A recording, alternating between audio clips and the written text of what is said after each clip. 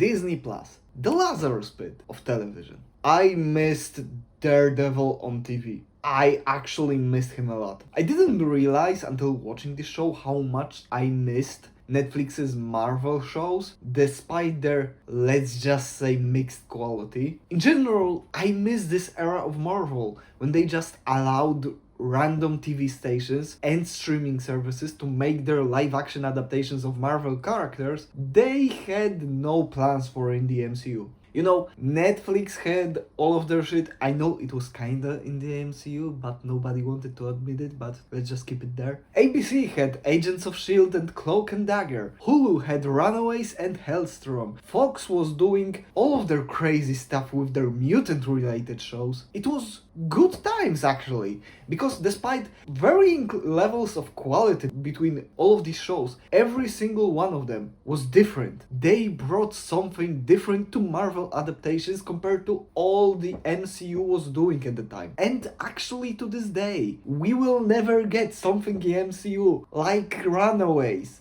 We will never ever see Cloak and Dagger in the MCU. I do not fucking believe it. Maybe Marvel Rivals success will do something, but of course Disney decided that now everything Marvel will be handled by Marvel Studios and Marvel Television. That was incorporated into Marvel Studios, actually. And we got to this point in time where we are beyond done getting the same exact movies and TV shows now, but sometimes they are S and sometimes they are watchable. That's our standards now, they are watchable. With a very, very rare good one somewhere in the mix. We are getting the same shit over and over again. And it seemed like they wanted this show to be a little bit of a soft reboot of the Marvel television and that formula. They brought back basically the entire important cast of the Netflix show. Then they made it a continuation of that show, and they said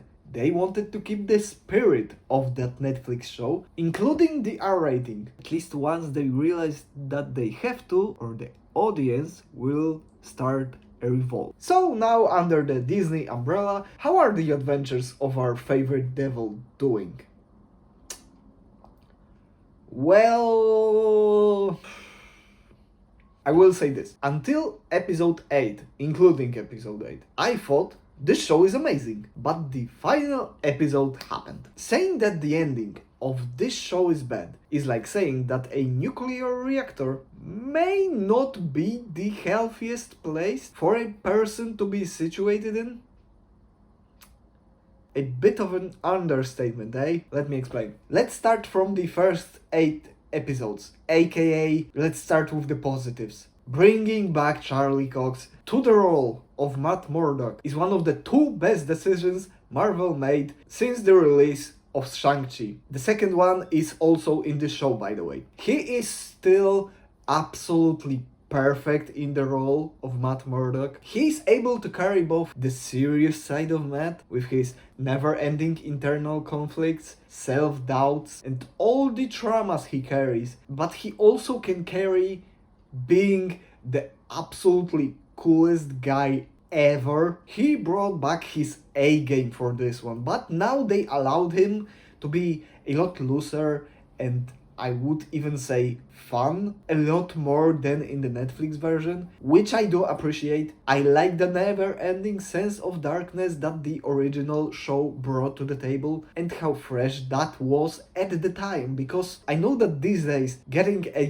dark superhero show that is all serious, it's nothing new, but at the time that show was kinda revolutionary. But I like the fact that they allowed him a little more time to just be more fun. They balanced it really well. The show still feels really dark, gritty and down to earth for most of the runtime at least, and those looser moments don't take away from that fact. I would even argue that most of the time they add a lot of emotions, because in the Netflix show it was easy to get used to the complete eternal darkness that version of Hell's Kitchen had. This feels more alive, more up and down, so the positives are a lot more fun, and those darker moments hit even harder. Another best decisions in the last few years of Marvel is obviously Vincent D'Onofrio is back to being the motherfucking Kingpin lad. This is probably the greatest casting in history of comic book adaptations, period. He has the charisma, he has the poise,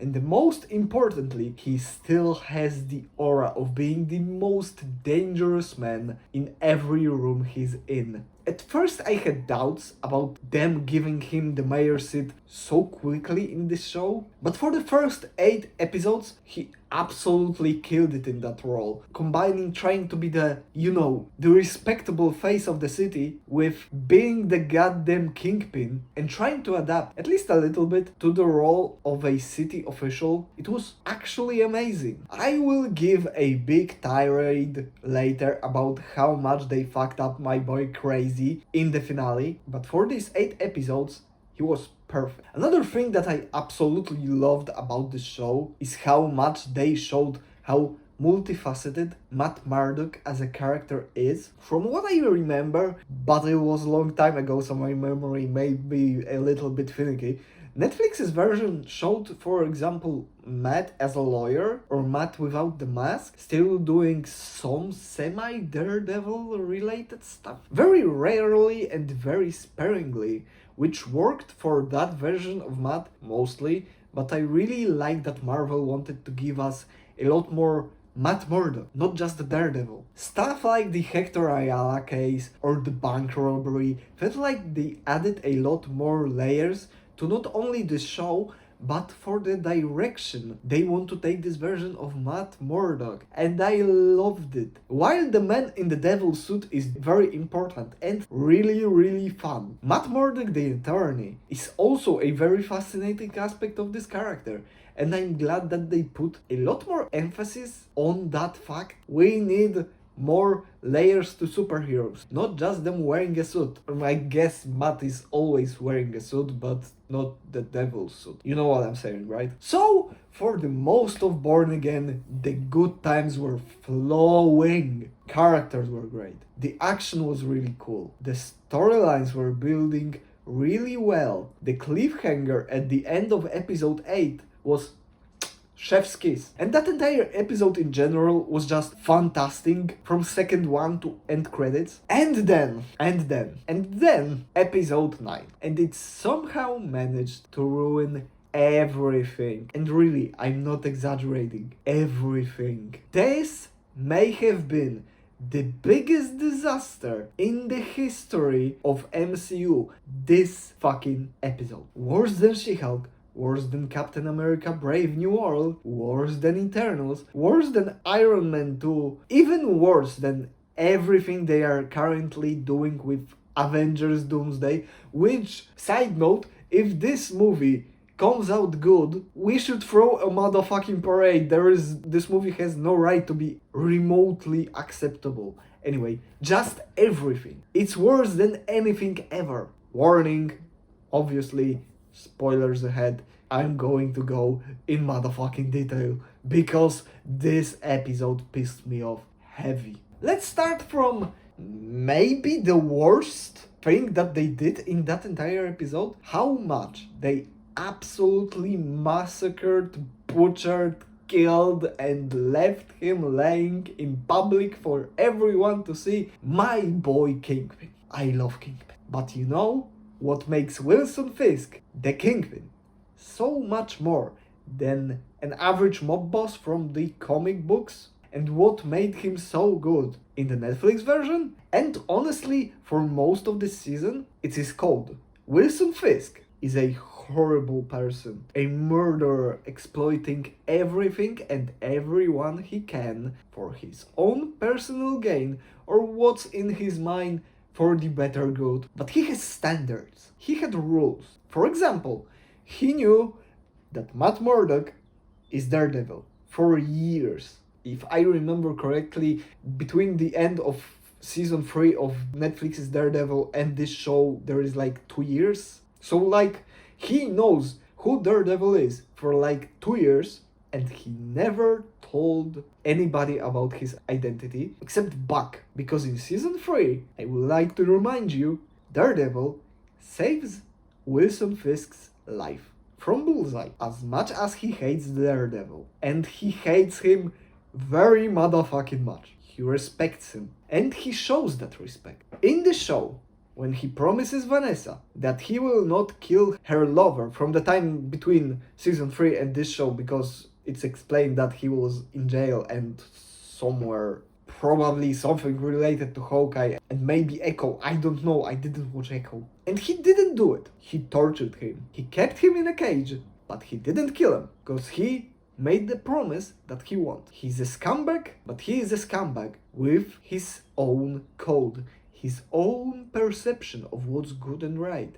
And that's what makes him fascinating. So when Matt takes a bullet to save his life in episode 8, and Fisk almost immediately sends Buck to kill Matt in the hospital, the entire character falls apart. If Kingpin doesn't have his code, he isn't Kingpin. He's just another kinda overpowered mob boss from the comic books. But this time charismatic enough and a good enough manipulator to become a mayor. 4 seasons of character building, because 8 episodes of this and the Netflix version completely falls apart. And for literally no good reason. Another problem I have with what Fisk does in the finale is that big death and the levels of violence associated with it. Do you remember how they showed violence in the Netflix version? It was brutal, but it was a lot more grounded in reality, and because it was a lot more grounded, they were doing a lot more with a lot less. Like, there was blood, there was visible damage, but it wasn't very over the top. Like, for example, that legendary car door scene. Sure, it was violent and pretty graphic, but like, they never showed that dude's crushed head. We didn't see the direct damage from every hit. They showed it in a very brutal way, but it felt really down to earth.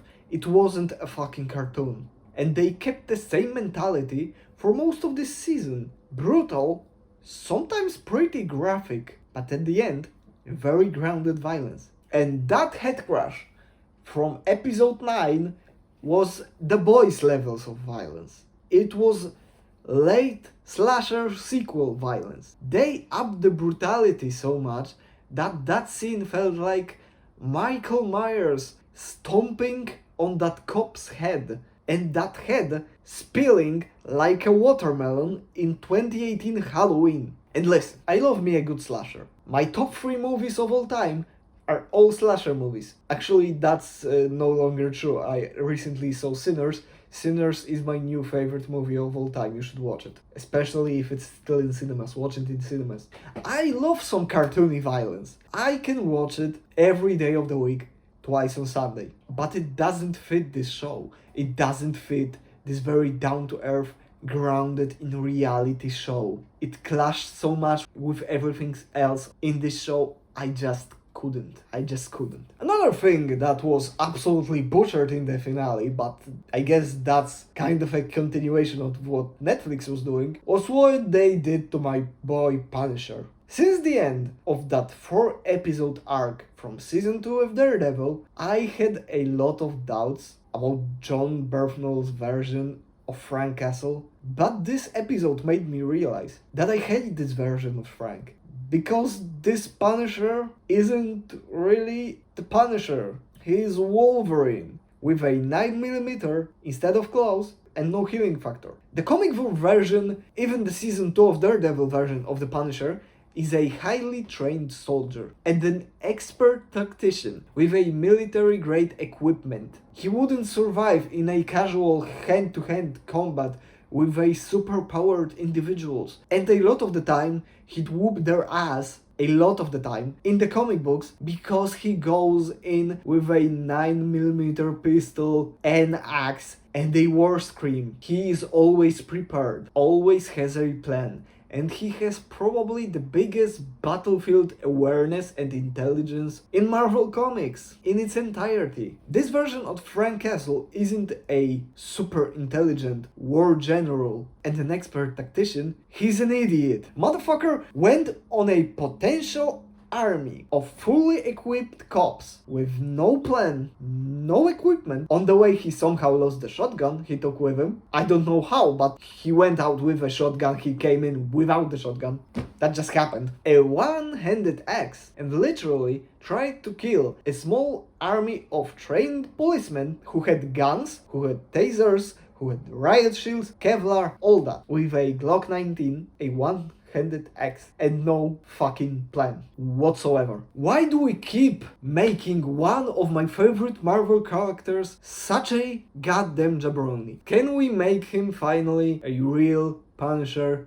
Please, I beg. And just to clarify, Punisher is one of my favorite Marvel characters because I find an idea of just a normal human being with no powers being able to go bar for bar with people with superpowers thanks to both their skills but also their smarts and their intelligence and their battle awareness. Like for example Batman. Amazing, and I just love the dynamic he has with a lot of the Marvel characters, like his never-ending war of philosophies with Daredevil, or the super respect he has for Captain America. It's not for the same reason that people with skull stickers on the back of their Ford SUVs love the Punisher. Anyway, you may think that I completely forgot to mention Matt. The problem is, no I didn't. The creators forgot that he is the main character of his own show. He's an complete afterthought in this episode. He basically does nothing and he is completely and utterly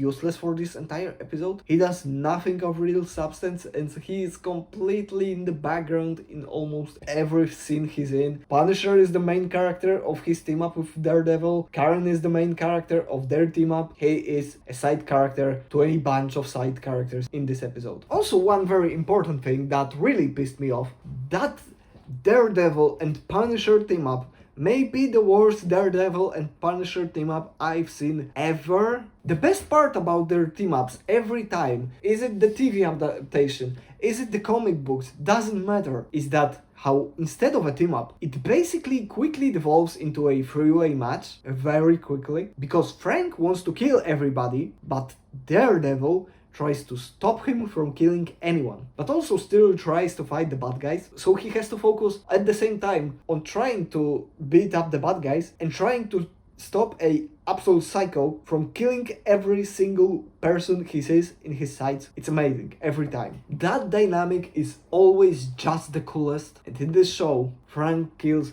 one person after the other, after the other, after the other, and all Matt does with that fact is he politely screams, "No, Frank, please stop killing people." Guess what? He didn't. Like, I get he is injured, but with how they showed it, he basically just had a little ouchy arm, and that shouldn't stop the motherfucking devil of Hell's Kitchen from at least trying to save some people. This was beyond ass, but somehow the actual proper ending is even worse. Listen, I get that they want to adapt Devil's Reign from the comic books, and I love Devil's Reign. Devil's Reign was one of the best comic book events I've read, but you know why Devil's Reign worked in the comic books? Because there was a plethora of established vigilantes slash superheroes in New York fighting crime, so an idea of Wilson Fisk outlawing the vigilantes in New York worked because there was someone to actually quote-unquote stop. In this show, trying to force Devil's Reign is a horrid idea because the established vigilantes that we have is Daredevil, Punisher, which you could argue he isn't really a vigilante, he's a madman with a gun. I honestly wouldn't count him, but you do you. And the Swordsman, but the Swordsman is in Fisk's cage at the end, so we are back to 2, and White Tiger, but White Tiger dies, so we still have 2, and actually, not really, we have 1.5. We can assume that there is a Spider-Man, but that is a guess at best at this point. We don't really know what's happening with Peter since No Way Home. The logic would dictate that if Daredevil is now in MCU, then Jessica Jones, Luke Cage, and Iron Fist are also in the MCU, right? Even if, let's play with that idea just a little bit. Even if, then Jessica Jones isn't really a vigilante for a while. She is just a PI. If we are continuing what happened in both Luke Cage and maybe even the Iron Fist in the MCU, like we did with this show, Luke Cage is currently a mob boss, not a vigilante, and Iron Fist is traveling the world in the search of his powers or Orson Randall or some bullshit. I don't remember how this show ended. Netflix fucking hates me. Iron Fist is my favorite character in Marvel. His show was ass salad. Punisher is one of my favorite characters in Marvel. He was dog shit for the most part. Jesus, they hate me. But it's still officially unconfirmed that they are a part of MCU now. Like, we know at least Jessica Jones will be back, and most likely Luke Cage, but we don't really know from the story perspective. So not only we are wasting one of the best events in Marvel's recent history, we are wasting it on 1.5 vigilantes at large. Pure comedy. But it's not the end of the comedy, because then at the end, when Matt says to Karen that he needs an army, and he gets 2 cops, Detective Kim and Sherry, and it's supposed to be an epic scene, it looks like a self-parody of the highest regard. It's like a TV station, advertised, showing of the El Clasico, to then play in that time slot a Sunday League match of your local YMCA. You couldn't even put some D or even F-list vigilantes that you would never use just so it all makes sense? Like, they didn't have to be part of the season 2. You could have just put them in that bar so they could just sit there, act like they're vigilantes in New York, so the scene looks even half serious. Like, I'm sorry, but that scene was so comical, I laughed out loud. I can't. Mayor Wilson Fisk, the Kingpin, has outlawed the 1.5 vigilantes in New York and put his basically private militia out on the streets to cause havoc. And to stop him, Matt has recruited 2 random 5-0s, 1 semi-random detective, and Sherry. Sherry is going to stop the fucking Kingpin, the mayor of New York City, with his private militia. Are you hearing this? This is comedy. This is a joke. Like, think about it. Wouldn't the show be so much better if episode 9 didn't happen at all? Like, if they just left it on episode 8, we would not only get a great and consistent season to start, but we live on a fantastic cliffhanger of Matt taking a bullet for Fisk, and what will be the consequences of that? What will change? Like, that was a fantastic cliffhanger, and honestly a fantastic ending of the season, especially looking at the fact that we are getting season 2 next year in March. So we don't have to wait that long. We can keep that cliffhanger and it would be fine. But for some fucking reason, we had to have that asinine episode 9. Like, who got an idea for a 9 episode season? Like, 8 is great. 8 is perfect. Why 9? Anyway, was the show good? Well, the show was great until the final episode. I was seriously considering giving the show an 8+ after the end of episode 8. Despite its problems and a little bit of filler, those episodes were genuinely really great. But the ending not only ruins what was built for those 8 episodes and puts this show in a absolutely horrid position to start season 2 from, but it also causes a lot of damage to even the Netflix show stuff that was great. I stand on like a 5 right now, and maybe that's a little bit generous for how horrid this ending was. Like, literally, this was one of the worst endings of a season in history of television. But hey, if you disagree with me, maybe you love the ending. I checked the ratings of IMDb. Somehow that final episode has great reviews. For me that's dismal, but hey, if you like the show a lot more than I did, maybe you hated the entirety of it. Who knows? But if you want to have a discussion about this show, I would be more than happy to talk about it in the comments. What's next? Well, that's a little bit complicated. This episode seems to be long as dicks. So it's most likely going to be The Last of Us Season 2 or You finale if I manage, but